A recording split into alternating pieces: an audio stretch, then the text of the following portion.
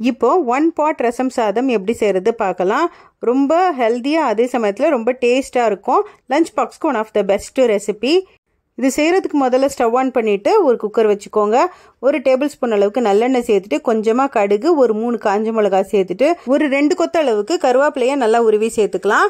இப்போ அதில் 1 table spoon அளவுக்கு ஜீரகம், 10 பல்லு பூண்டு, இது ரெண்டுத்தையும் நல்லா இடித்து வச்சுருக்கேன்.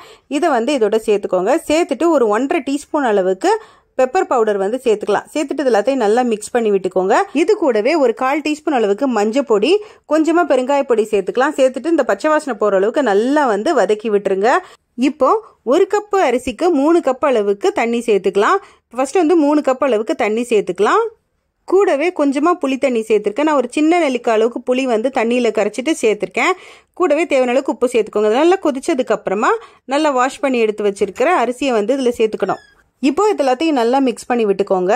இது நல்லா கொதிச்சதுக்கு அப்புறமா இதில் உப்பு கரெக்டாக இருக்கா அப்படின்னு செக் பண்ணிட்டு இதில் கவர் பண்ணிட்டு ஒரு 3 விசில் விட்டு குக் பண்ணி எடுக்கலாம்.